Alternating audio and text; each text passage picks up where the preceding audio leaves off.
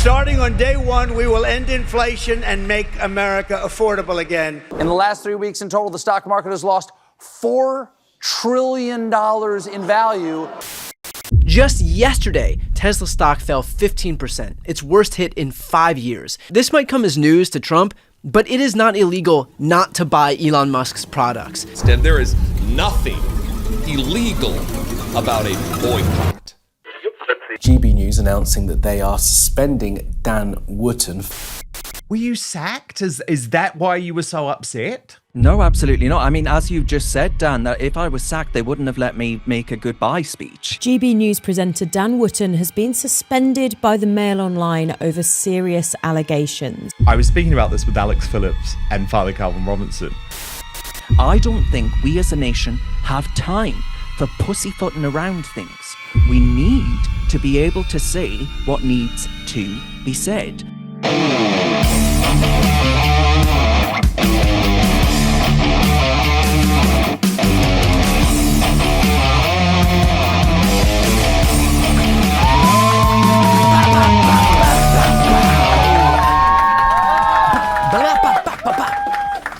Ladies and gents, and everything in between, welcome back. Pull up a pew, crack open a beer, pour yourself that bottle of, I don't know, Malbec, whatever wine you're into, Pinot Grigio, whatever's your poison.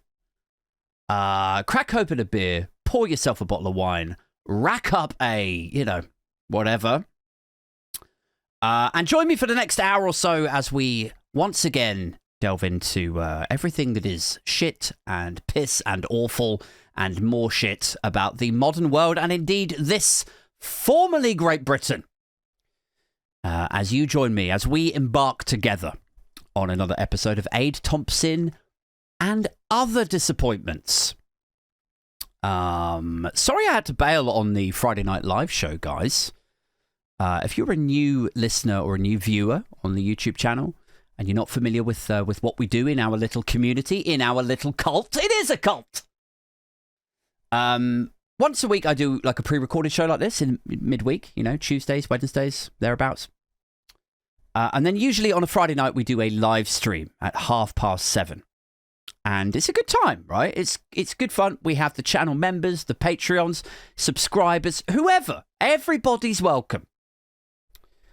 We get the chat going, and then even after like the podcast proper, we wind it down into the lock-in, which is when it really is just, me improvising, me talking rubbish, you guys firing questions at me, invariably me just talking rubbish and you guys littering the chat with badger emojis, which is, it's a bit weird.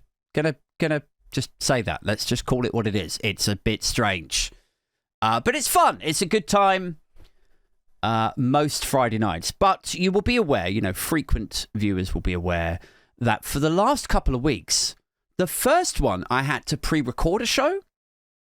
So then there was no lock-in. There's no live element to it, really. You could drop into the premiere live chat thing, but it's not quite the same, is it? And then last Friday, there wasn't even a pre-recorded Friday night show. I just had to not do anything. Didn't upload anything on Friday night. And the reason for that, it all got a bit weird over this way. I hope you guys are keeping well, but it all got a bit weird over here at Thompson Towers, I suppose you could call it. Because I think I mentioned before, maybe the first week or the midweek show in between, I think I mentioned before that my missus had what we thought was COVID or flu or something. That was sort of, a day or two into it. But anyway, then 10 days in was last Friday, and it hadn't gone anywhere. It hadn't dissipated. In fact, it had gotten worse. And when you think it's just like a cold or a cough or flu or whatever, but then it doesn't develop or mature at all, right? Like the symptoms aren't slowly fading away. In fact, the symptoms are just getting worse. Like 10 days in, guys, and she was proper bedridden, you know, knackered, couldn't swallow. She had what she described as the worst sore throat that you could imagine, the worst sore throat she's ever had. And I believe her, because she couldn't fucking eat or drink or talk, which is, you know, it's just got to be grueling for her, hasn't it? Right?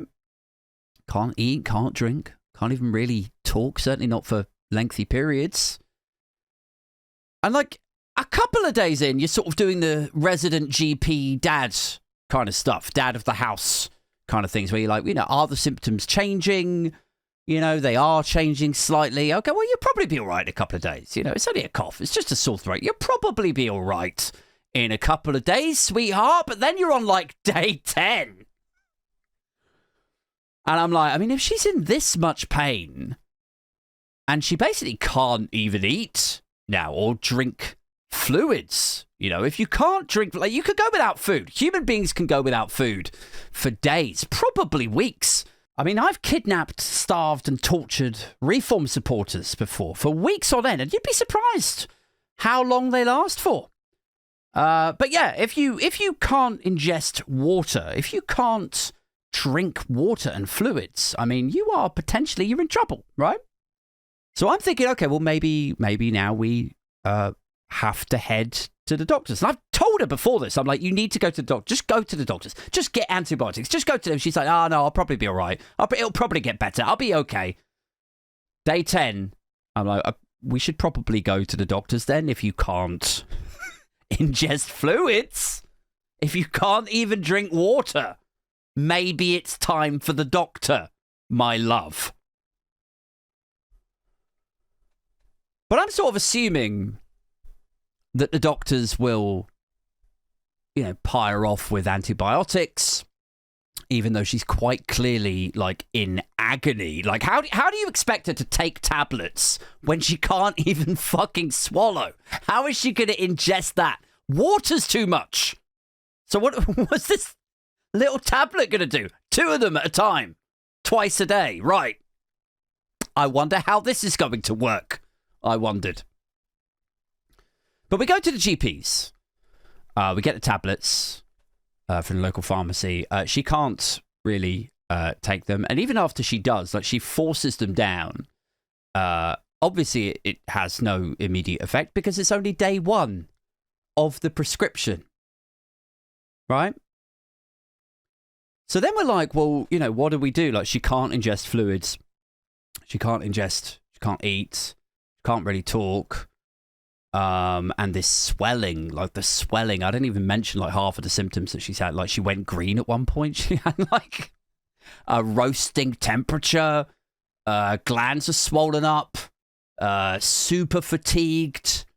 Massive sore throat. But then the swelling on the side just got worse and worse on that day that she started to take the antibiotics. So I'm like, you know, what do we do now? Like, we've already been to the doctors and it's just getting even worse. You know, like, what are we supposed to do? Like, do we dial 111?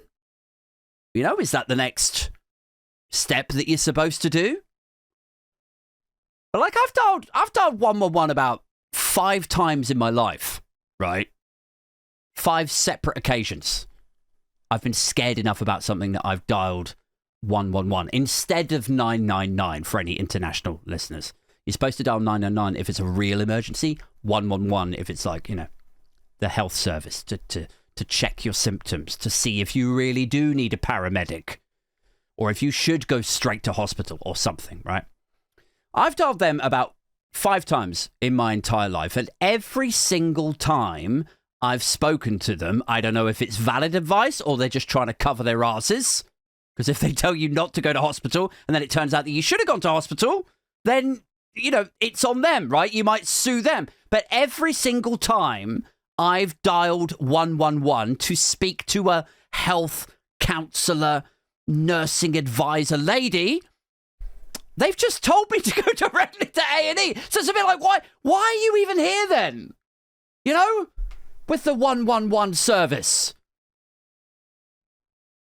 Like, I'm sure they're lovely people. I'm sure they're lovely people who staff the 111 service, who answer those calls, and God bless the NHS, obviously. But you could sack the whole 111 team and just have a voicemail, and all it says is, yeah, your local hospital is Guildford, and don't forget your phone charger. And the result would be exactly the same, guys. With your 111 phone service.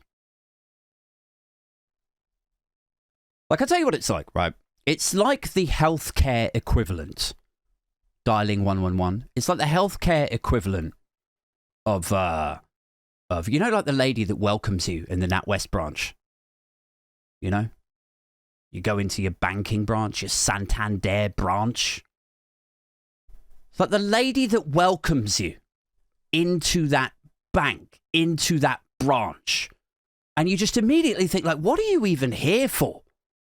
You know, with your clipboard and your pen and you're smiling. What are you even here for? What is your function? Where is the value add in having this person here? Do you know what I mean? Like, I'm not trying to be mean about 111 or about people who work in the foyer of a bank, but it's a bit like, you know, when they come up to you and they go, like, oh, hey, what is it that you're after today? You know, are you paying cash in? Are you? Do you want to use the machine? No, okay. You don't want to use the machine. You want to carry on waiting, do you? Okay. Is there anyone here for mortgages? Anybody want to talk to somebody about mortgage? No, you're all paying cash in. Are you? Okay. Nobody ever wants to cashier, do they? You know, I'll just stand here with my clipboard and wait to ask the next person the exact same questions again, while wondering if there's somewhere else out there that somebody might actually need a welcomer, where it might have more purpose, perhaps somewhere where people don't feel welcome and they need to feel welcomed. Maybe I could serve a purpose by making unwelcomed people feel more welcome. Maybe I could welcome people of colour into the White Hart Inn in Grays, Essex. Maybe that might be a better use of my skill set. But that is basically what 111 is. It's just like a sort of pointless, welcoming, stalling machine. Do you know what I mean? Am I making sense? It's like, I'll tell you what it's like. It's like the 111 team or service is a bit like the TfL station layout of healthcare. Okay? Like, I don't know if you guys are close to or spend much time travelling around London, but the layout of the tube stations, the way that the signs point you in this direction instead of that one, this tunnel down here instead of that escalator that would actually get you to the platform that you're trying to get to significantly quicker. Like, it really feels like the whole purpose of a TfL station's layout is just to ensure that passengers are kept walking for as much time as possible, walking from the central line to the northern line, but like pushed into the longest possible route to get from point A to point, go all the way around. You could have gone up, down an escalator, you would have been where you needed to be.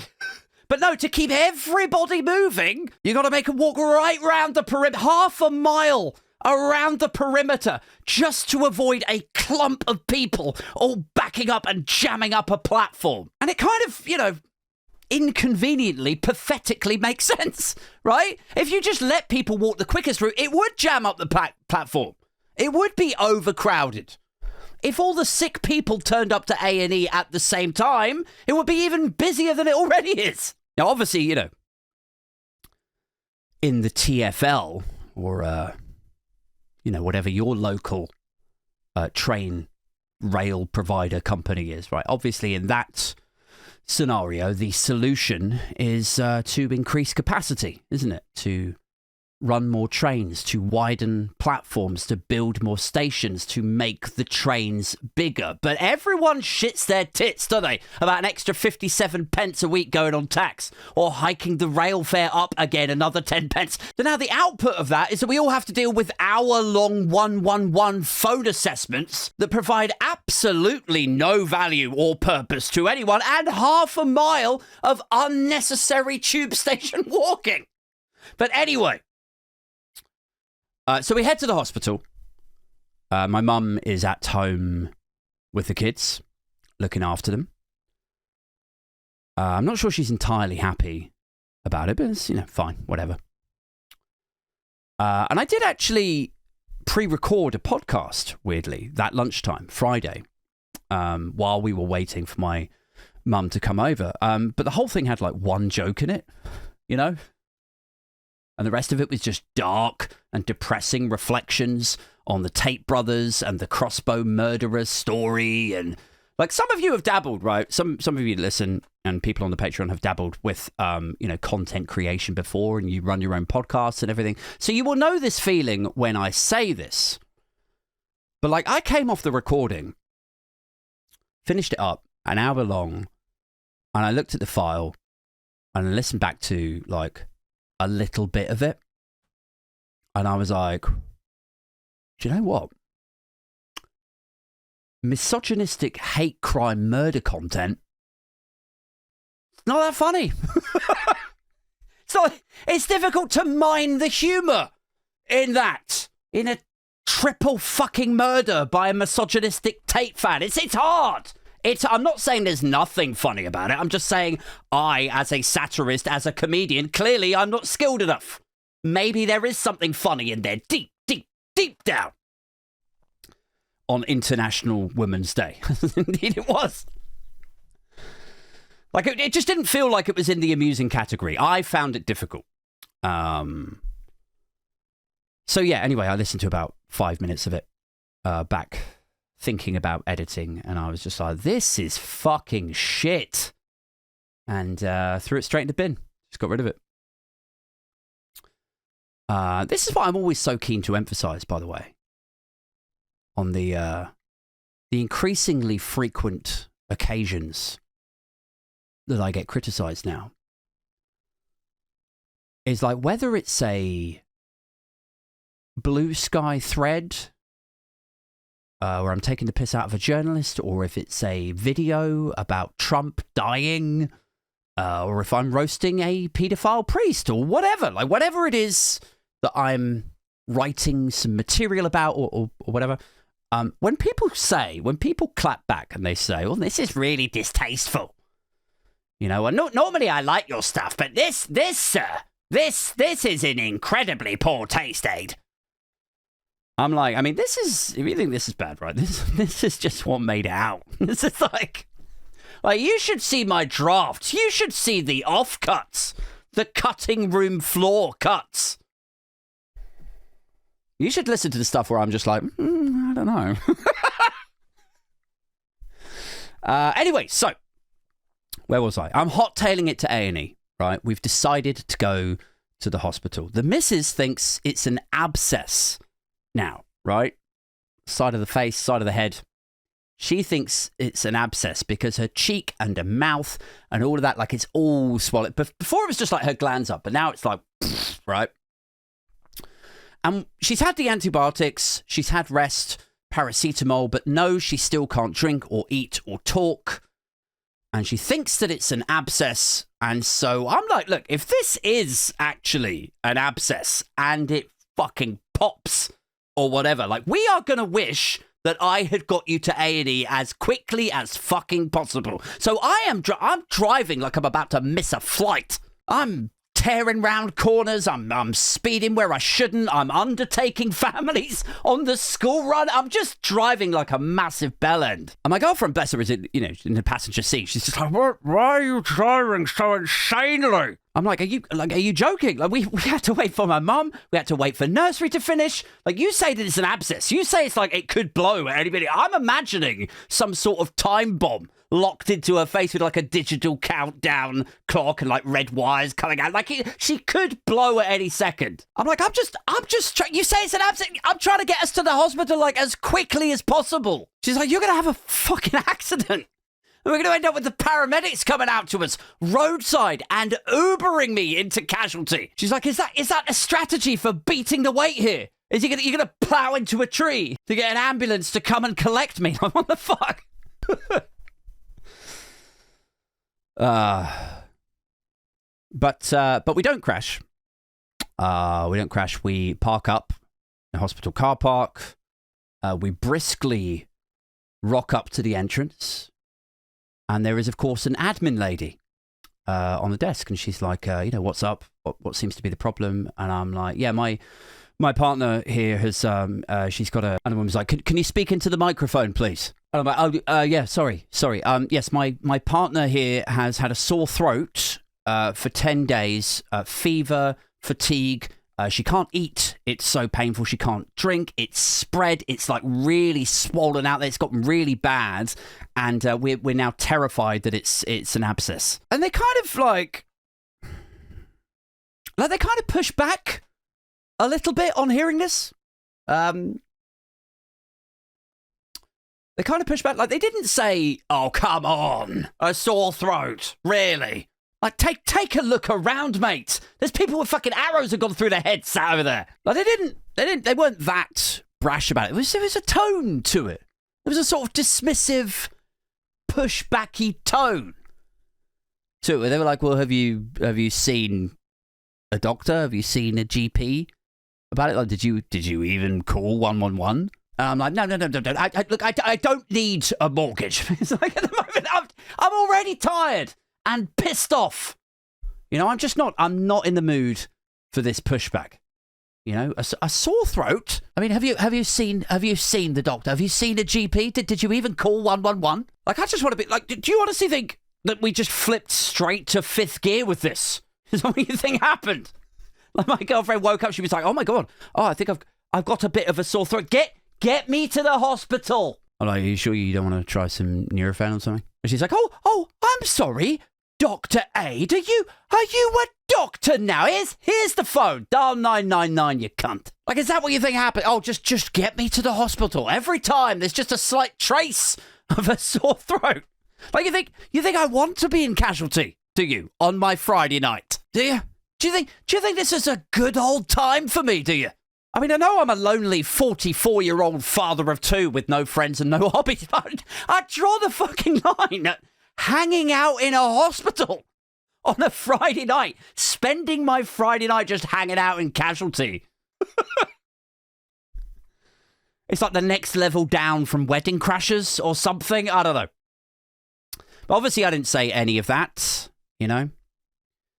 Instead I said, yes, we've tried painkillers. We got the antibiotics from the doctor earlier, but it's swelling up actually very badly now. She's like, can you speak into the mic, sir? I'm like, oh, yes, we've seen the doctor. We've got antibiotics, but it's swelling up really badly. We're worried that it's an abscess. And she's like, okay, all right, let me put down your details. So yeah, she takes down her name and date of birth, and then she says, and what religion are you? And my missus is like, why does she need to know that?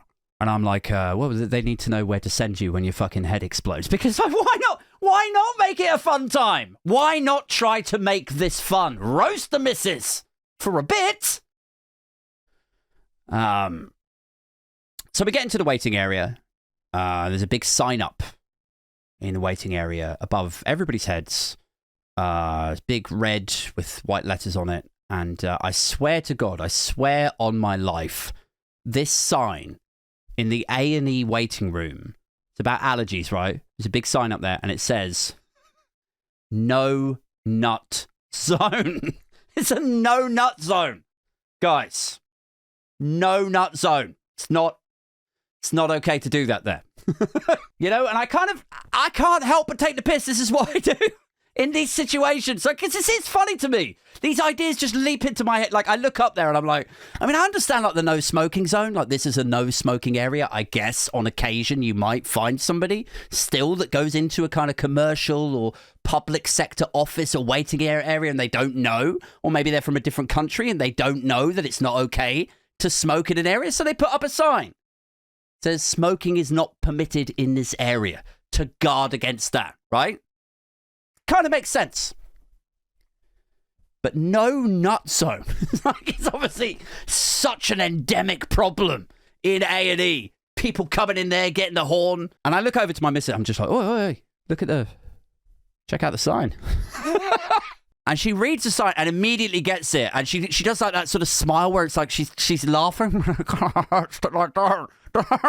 I'm like, I don't see how they expect us to adhere to that, given the overly friendly receptionist. I mean, I can't keep it limp right now. Like, throw on a red light and it's over. You're gonna have to get a mop and bucket through here again. And so then my missus is like, she's like, look, if they keep me overnight, because we still don't know what it is, right? At this stage, she says, look, if they keep me overnight, will you stay with me? I'm like, are you kidding? I mean, we basically, we never have any childcare. We never get a break, even on a good week, for couple time, for date night. You know, my mum's at home with the kids. She's looking after the kids are taken care of. Like, fuck your no nut zone. I'm climbing into the bed with you. Like, this shit is like date night or something. Like, it's truly, legitimately, this is the closest thing that we've had to a weekend break, just us two, since my fucking son was born. And still, like, she sort of sat there next to me, like, laughing, like, smiling and pressure. Stop it. I mean, it could have just been, like, the pain. It could have been, like, where she's like, look, I've got an abscess that's about to fucking blow up here. Or I don't know, like maybe it's cancer. Maybe it's face cancer or jaw cancer or something terrible. Who knows? But still, even if it was, even if I had AIDS and cancer fighting it out in my face, still the worst part about all of this would be you and your fucking jokes. Like, read the fucking roommate. Please, settle down. You know, so obviously I'm like, look, if they do keep you in, I'll stay for a bit, all right? You know, I'll have to get back at some point to relieve my old dear. But then, you know, me and the kids will come back and we'll grab you in the morning. So I will stay for a bit. And she's like, oh, thanks. And I'm like, look, I'll definitely stay long enough to add some notes to your clipboard. And she's like, no, don't start again. You know, pull the clipboard out, grab a biro, have her shipped off for a completely unnecessary colonoscopy. Let's see you later. Have a good one. Like, I'm having a great time. I'm loving my own company in the NHS A&E waiting area, I have to say. But then she gives me a look soon. I promise we'll get onto some other shit in a sec. She gives me a look where she's like, you know, this is no longer funny. Now, you know, just honestly, like, sit with me. Honestly, like, look at me. Like, my throat is fucking killing me, Aid. My neck is swelling up. You know, I'm not feeling whatever this is. This sort of, you know, cheer me up, entertainment, whatever. So I'm like, okay, all right, fine. You know, I'll stop talking. I'll stop joking. And she's like, but what? And I'm like, any chance of a beach? And that was our Friday night, guys. That was our Friday night just gone.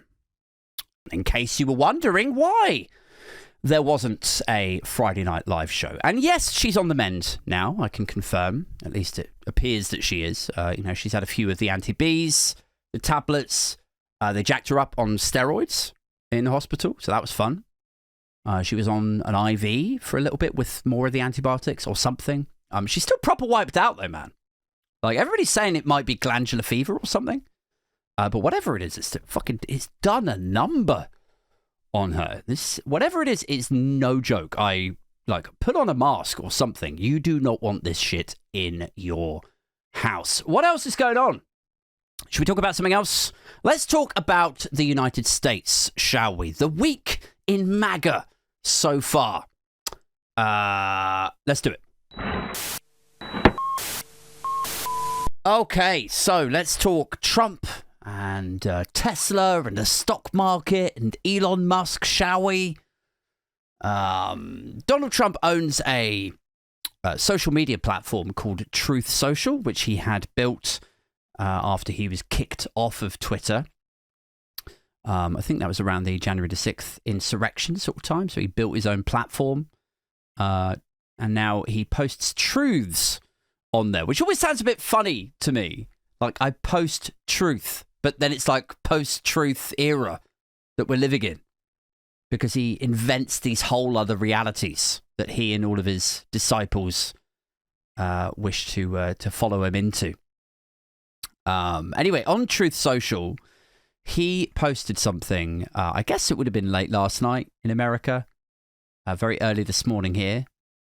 Check this out. To Republicans, conservatives, and all great Americans, Elon Musk is putting it on the line, he says, in order to help our nation. And he is doing a fantastic job, in capital letters. But the radical left lunatics, as they often do, are trying to illegally and collusively boycott Tesla, one of the world's great automakers and Elon's, quote, baby, in order to attack and do harm to Elon and everything he stands for. They tried to do it to me at the 2024 presidential ballot box. But how did that work out, he asks. Then it continues, says, in any event, I'm going to buy a brand new Tesla tomorrow morning as a show of confidence and support for Elon Musk, a truly great American. Why should he be punished for putting his tremendous skills to work in order to make America great again? That was Donald J. Trump's post on Truth Social. Very early this morning, UK time. Now, why am I bringing that up? Why is that interesting? Because, as I said on Blue Sky earlier, I was like, this post, if it's real, I assume it is real. I don't have, this is going to shock you, I don't have Truth Social on my iPhone. I just don't. It's not something I've ever been tempted to download.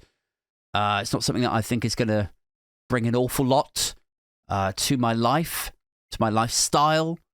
In terms of a value add, it sits somewhere between the 111 service and the welcome lady in the Santander branch. So no, I don't have Truth Social, but it should be at least nominated. If not, it should win the award, the statuette for first prize for the return of great American fiction. Like it should. There's so much in there. So much to wrap your head around. Do you want to unpick it with me? Now, I'll read it through for you again, just so you can really take it in, right?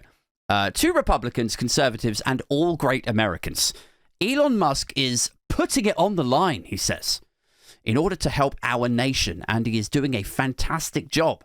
But the radical left lunatics, as they often do, are trying to illegally and collusively boycott Tesla, one of the world's great automakers and Elon's baby, in order to attack and do harm to Elon and everything he stands for. They tried to do it to me at the 2024 presidential ballot box, and how did that work out? In any event, I'm going to buy a brand new Tesla tomorrow morning as a show of confidence and support for Elon Musk, a truly great American. Why should he be punished for putting his tremendous skills to work in order to help make America great again? So, let's peel this onion. First off, to Republicans, conservatives, and all great Americans, Elon Musk is, quote, putting it on the line. Okay. He's putting it on the line. Now, what does that mean? What does it mean to put something on the line? It means that you're risking it, doesn't it? It means that you've got a stake in something. You've got some money, some currency, a product. You've got capital, and you're putting it on the line. You are voluntarily, some would say, bravely, boldly risking your stake when you're putting it on the line. And he says Musk is doing a fantastic job, but the radical left lunatics, as they often do, are trying to illegally boycott Tesla. Illegally boycott Tesla. That is what he's saying is happening. That's what he thinks is happening in his syphilis-riddled mind. What? That's the reality that he's constructed for himself, is that it's illegal to vote with your wallet now. It's illegal to boycott a product where you don't share their values. Like I was going to buy British in the Second World War. I was going to treat myself to a new Austin, a new Mini, but you say that it's illegal to boycott, so I guess I'm going to have to go ahead and buy me a Volkswagen. Like I was going to go to Falaraki. I was going to go to Mallorca. I was going to boycott Somalia as a holiday destination because I don't share the values of fucking Al-Shabaab. But you say it's illegal to boycott a product or service or company based on my values, on my beliefs. So I guess I'm off to Somalia, love. Give us a text when you're feeling better. Maybe we could Skype. So he's putting it on the line, and the radical left lunatics are boycotting Tesla in order to attack and do harm to Elon and everything he stands for. Like, does he understand how confused he sounds by all of this? Like this doesn't make sense, Donald. And anyone out there wearing a red MAGA cap cheering this sort of nonsense on, this is the dementia-addled scribblings of a far-right lunatic is what this is. I mean, if you put everything on the line, then you know the risk. But like, how could it possibly be brave or risky to put it on the line when the risk that you get up against, you say is illegal? Like, it should never be able to happen. Where is the risk? How is he putting it on the line? Do you understand how confused you sound, Donald? And then he says they tried to do it to me at the 2024 presidential ballot box. Like, I don't think that's like, is that a boycott now? Like, if you vote against a candidate, are you boycotting that candidate? Is that what he thinks is happening? A presidential election is now, it's just an exercise in boycotting. I can't believe they boycotted me by voting for Kamala. That was a terrible Trump impression. I'm sorry. They tried to do it to me at the 2024 election, but how did that work out? He says. In any event, I'm going to buy a brand new Tesla tomorrow. Donald Trump doesn't drive. He doesn't drive. Why is he buying a car? Why are you buying a car, Donald? What is going on? What do you mean I can't drive? You can't drive it. You can't drive it. It's nice to look at. Appreciate the gesture. But yeah, it's useless to you. Just stick to your golf carts, mate. I'm going to buy a brand new Tesla tomorrow morning as a show of confidence and support for Elon Musk, he says. A truly great American. He's an American, is he? He's South African. He's not American. And I know what some of you are going to be thinking. You're going to be thinking, well, hang on a second, Aid. You know, when people come to the UK and they get a visa and then they ultimately get citizenship, then you say we should consider them British. They should consider themselves British. Well, Elon Musk was South African and then he came to the United States and now he's an American citizen. So he's American, isn't he? Otherwise, Aid, how do you square that circle? And my answer to that is don't change the subject. We're not talking about immigrants. We're not talking about asylum seekers or British immigration. We're talking about Elon, okay? Don't change the subject. So yeah, I don't know. I thought it was interesting. Like, how many lies can you cram in to one fucking post? Like, it should win an award. As I said, for the return of great American fiction. I don't know what the award statuette would look like. Just be a Statue of Liberty, but it'd be like a crying Statue of Liberty. Like, instead of like holding up the sort of chariot thing, it's like a glass of wine and then a face palm. Like, oh God, like that would be the award statuette. What else is going on? The American stock market continues to plunge in value I talked about this a little bit earlier on the alternative paper review, which I'm still doing most mornings.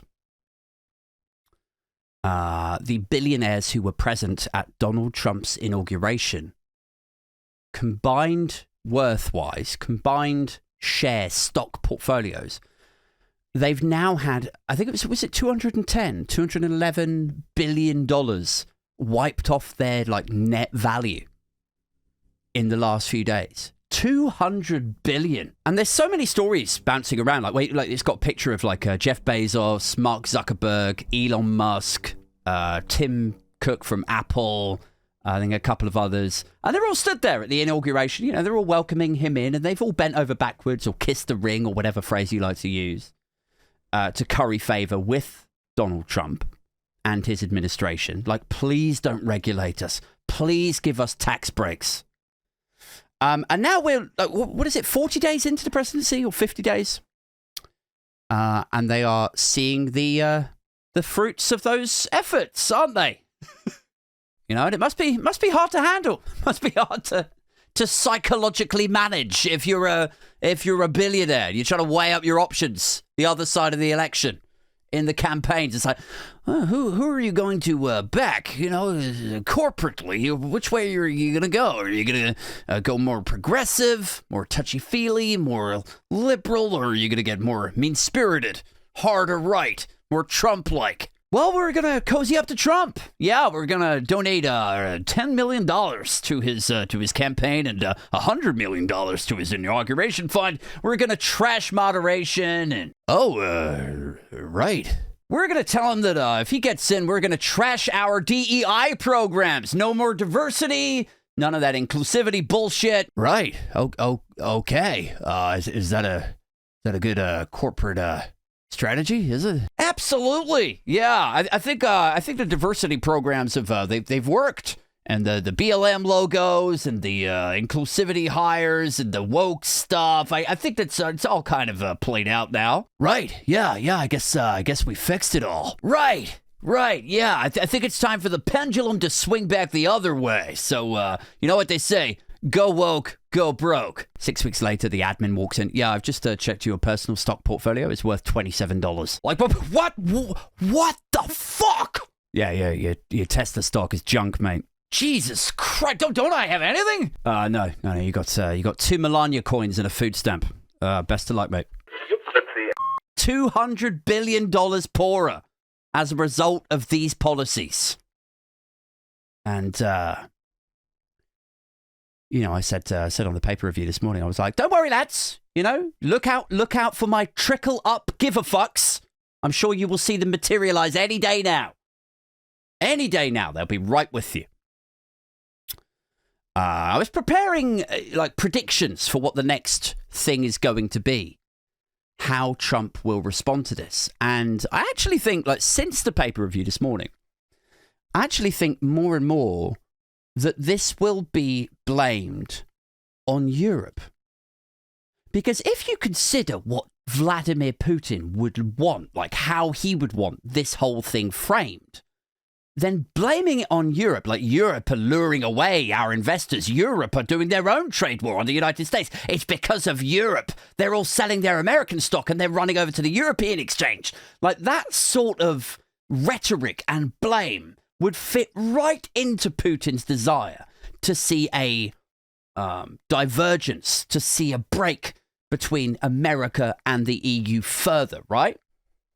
So I wouldn't rule it out. I think that's probably what's going to happen next, is there will be some blame laid at the door of the European Union. And of course, nowhere is this stock market plunge more evident, more easily observed than in the world of Tesla, in Elon Musk's company.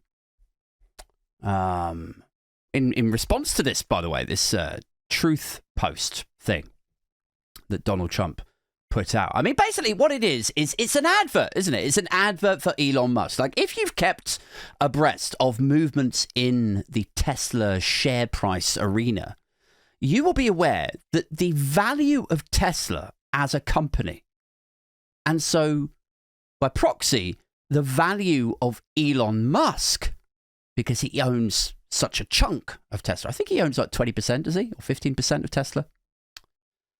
The value of Tesla's like share price has gone down by half. Like it's dropped by 50% in the last 3 months. Almost certainly off the back of Musk's political volatility.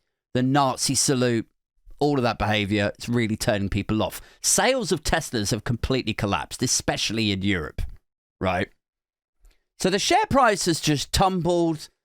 Everybody can see that it's just going in the wrong direction. I found out this morning that James Murdoch, guys, of the Murdoch clan, Rupert's second favourite son, he liquidated $13 million worth of Tesla stock yesterday. Nothing says, yeah, I've totally got confidence in this company. Quite like fucking fire sale. Just get rid of it. I can see where this is headed. So he liquidated $13 million. The chair of Tesla, somebody called Robin Denham, sold $33 million in stock last week. So there's definite fire sale kind of activity going on, right? Your board of directors are flushing out their equity. Your chairman is flushing out his equity. The share price has halved. And like that Donald Trump post, basically what it is, it's an advert for Tesla, isn't it? It's like Donald Trump saying, this isn't about me. This isn't about tariffs. This isn't about a lack of confidence in America, in the economy.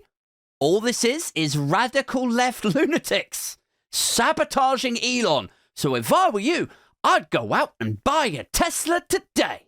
And it's like, it's so obvious. It's like, please go out and buy a Tesla because the share price is becoming really embarrassing. And Elon Musk is a member of the cabinet. He's so closely aligned. He's such a representative of the Trump administration that if his share price continues to tumble, if market forces don't have confidence in him and Tesla, if he goes broke, it's just not going to look like us winning again. It's just not going to look like making America great again, is it? If one of the head honchos of the fucking cabinet goes broke. So please buy a Tesla. So he goes on Post-Truth? He goes on Truth Social and posts his thing. And this will make you laugh. The Tesla share price, it does go up off the back of it.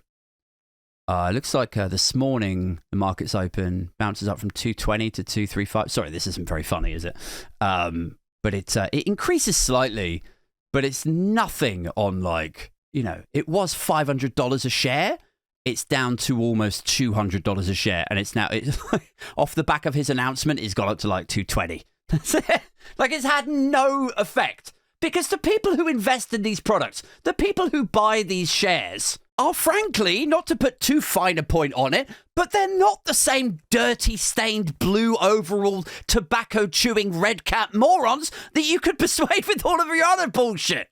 Yes, all of that lot are probably dumb enough to buy one of your $50 Bibles. Yes, all of that lot are probably dumb enough to buy some of your Trump official sneakers, maybe. But are any of them rich enough to go out and blow $300,000 on a brand new Cybertruck just because you told them to? Are they? Look, if you want a prediction for how I think this is going to turn out, I think probably what will happen is the board of directors at Tesla will have a frank conversation with Elon, and then Elon, while still retaining his shares, he'll still be an incredibly rich guy. He will begrudgingly agree to step down from the CEO role, right? But then he will become the chair or the chairman or something. There'll be some sort of sideways move that allows him to keep all of that stock, all of those shares, stay rich, right? But still have his foot involved, foot in the door. He can still control Tesla. It'd be a sort of ceremonial role, right? It'd be the same as Brewdog. Are you guys familiar with Brewdog? The matey's like a sort of, hipster Tim Weatherspoon guy. That guy, James something. Can't remember his name. He was the CEO of BrewDog until he became basically fucking brand cancer, didn't he? He said a load of stupid shit. He married Georgia Toffolo. He abandoned the BrewDog commitment to pay people a living wage. There was an expose on the BBC. We've talked about this before, right? He became a sort of branding nightmare for that company. And so he stepped aside and he became chairman. He's not CEO anymore, but he still has all that fucking stock, all that money. So yeah, I could totally see where this ends is Elon Musk keeping all of that, like that stock portfolio, still being incredibly rich, but he just won't really be anything to do with the public face, with the marketing, the branding anymore of Tesla. It'd be like a sort of, silent role or something. I don't know. Is that enough on America? I feel a little bit maggoted out at the moment. Everyone's hating on America right now, aren't they? Maybe we should have a little break from it. Try and stay a little bit unique. Have a USP. Stay ahead of the curve, Aid, with the content. I'll tell you what, though. Seeing as how in fashion it is to hate America these days, really gets you thinking, doesn't it? Bin Laden, way ahead of his time, wasn't he? Clearly. Like some sort of fucked up Ameriphobe hipster, wasn't he? I hated America before it was cool to hate America. Fucking Osama bin Laden out here being the OG for the America is shit brigade. Right. So last thing I wanted to touch on tonight was honestly just how much fun I'm having at the moment re-establishing contact with some old faces. People. Like I spoke about Darren Grimes the other week, didn't I? About how he's been let go from the GB News stables. He's been freed. He's been liberated. He says that it's a mutual decision. But he also said on a couple of occasions, like on his Substack live streams, that there was more to it than he can let on. But he can't reveal any of it for now. As much of an advocate of free speech, of being able to say whatever you like to anyone at any time, he won't unbutton his lip about that one thing. Which makes me wonder, why can't he say anything about the conditions to which he's tied with regards to his being let go from GB News? What would that restriction be? Why can't he reveal exactly what went down? Makes me wonder if maybe there's some sort of settlement with an NDA in tow, Who knows? Not me. I am just purely wildly speculating is all I'm doing. Better be careful with that or I'll end up on GB News.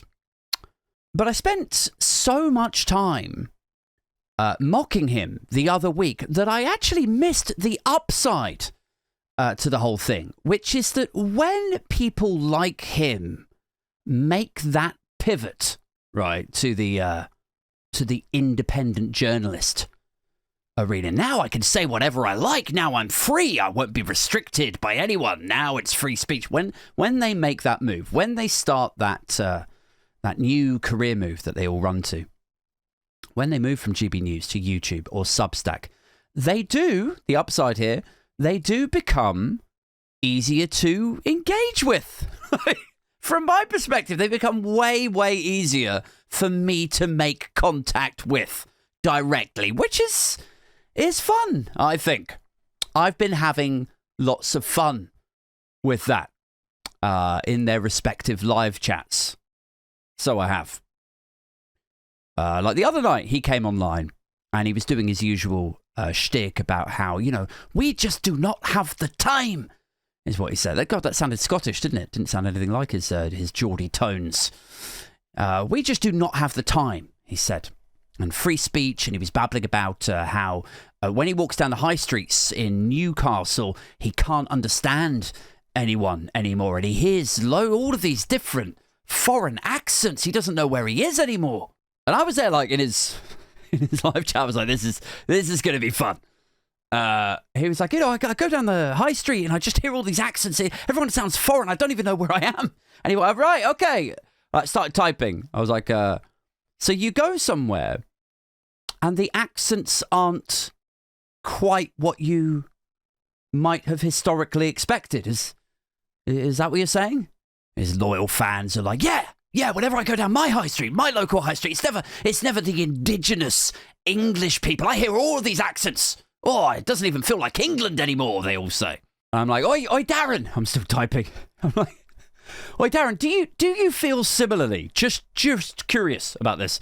Do you feel similarly when you tune into a national broadcaster in London, but you hear a regional accent on it?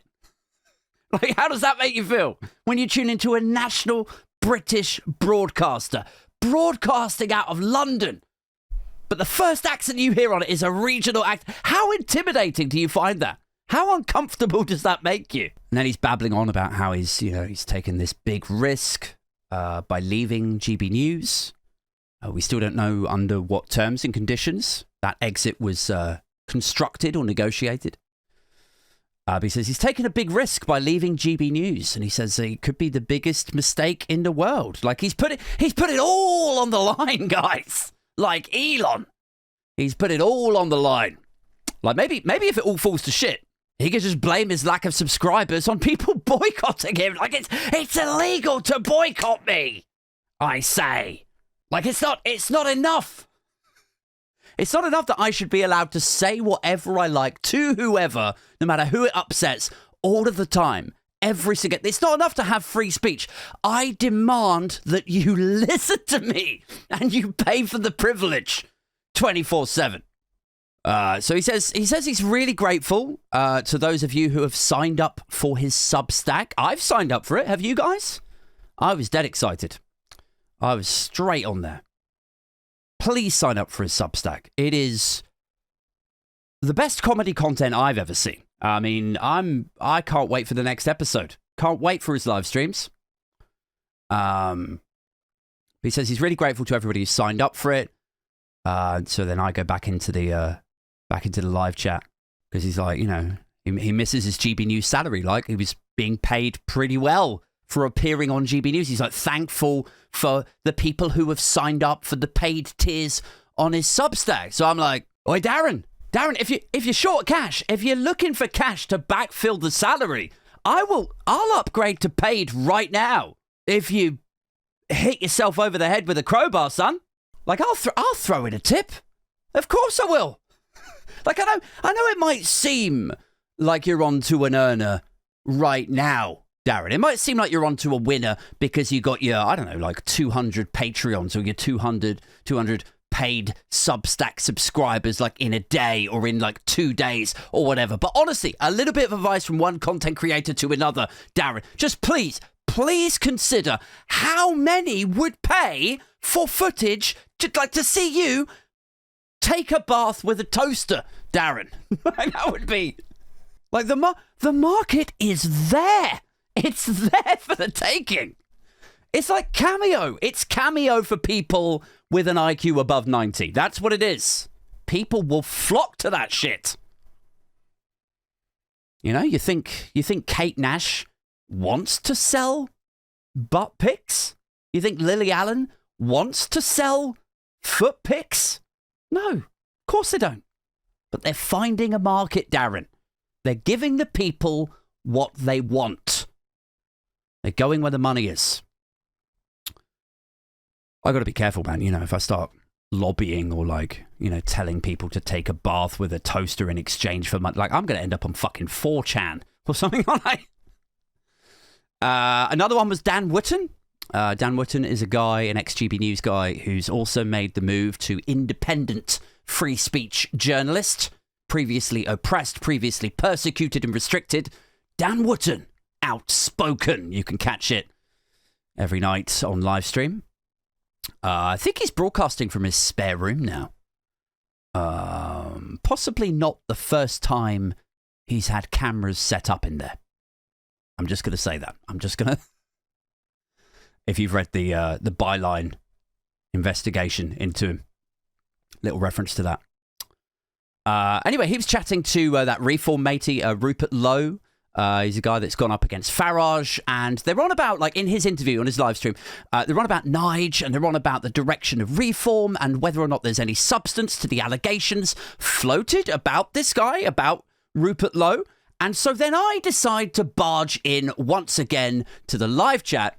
I'm like, I don't believe these allegations, Rupert. I don't believe these allegations at all. I think it's do you know what it is? It's dark forces. Tell him, Martin. Martin, tell him that it's dark forces. People are like, Martin, who are you talking to? It's Dan Wootton's show. It's Dan Wootton. I'm like, Dan Wootton. I thought this was Martin Branning's show. Is it? Oh no, I remembered it. Yes, it's Dan Wootton, isn't it? I'm still typing away. Listen, Dan, just tell him to blame it on the dark forces, son. But then the next night, I couldn't believe my fucking luck, right?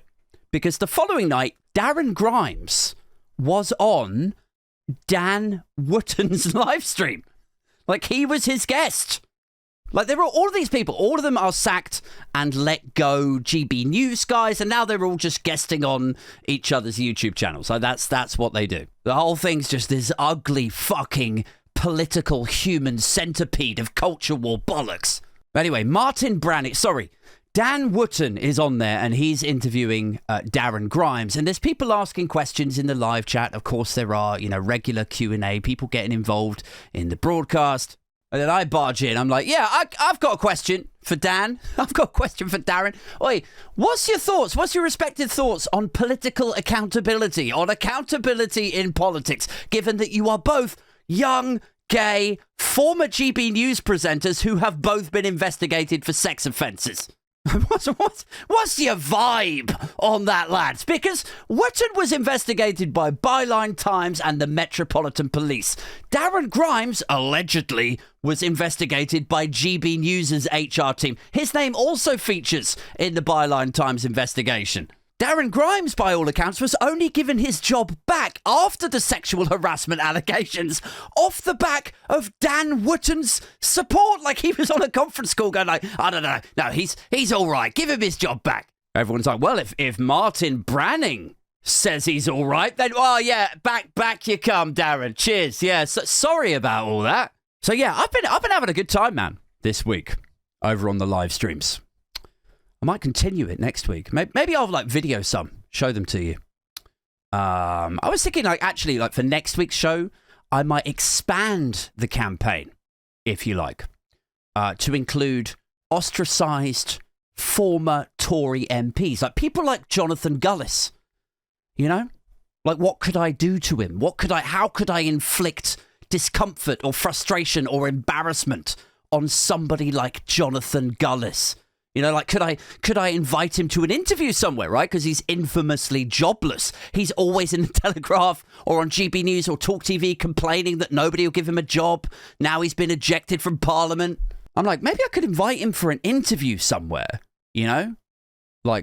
concoct a sort of assumed identity. Maybe I'll pose as Martin Branning. I'll be like, yeah, Martin Branning here, producer, GB News. So yeah, we were wondering if you could come into GB News HQ and we could talk to you about you hosting your own TV show. It's handsomely paid. Darren Grimes says it was an incredibly good salary, a big salary that he was forced to give up and walk away for no particular reason from. So we're looking to backfill that. Jonathan Gullis. So come meet me, Martin Branning, at GB News HQ on the 25th, please, at 1 p.m. Just come straight up to the reception desk. I could invite him to something like that, and then I'll get him to come all the way into London, fork out for the train fare, and I'll just be outside the big broadcasting thing, filming him, toddling up and getting turned away by security. I'm going to phone up Scott Benton. And tell him I've got a really exciting opportunity for him. And then when he phones back, thinking that it's going to be a job at a lobbying firm or a think tank or something, I'm just going to give him a hot tip for Betfair's next dog races. Properly troll them, publicly humiliate them. Because I'm sorry, I know it sounds chunty, is a word that me and my girlfriend use around the kids instead of the C-bomb. I know it sounds a bit, mean-spirited, over the top.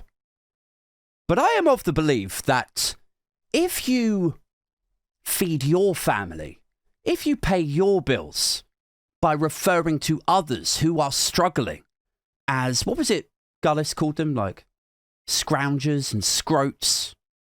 Or Benton, if you corruptly, allegedly, offer to sell your influence to gambling firms and get tossed out of Parliament for corruption, if you allegedly get up to God knows what and then blame it on dark forces, I'm sorry, but no, there is no safe space for you. You don't get to swan off into your happy retirement. This show is a bitter place. No, we cannot let shit go. You can sign up for the Patreon, and there is a value add. This isn't 111 motherfucker.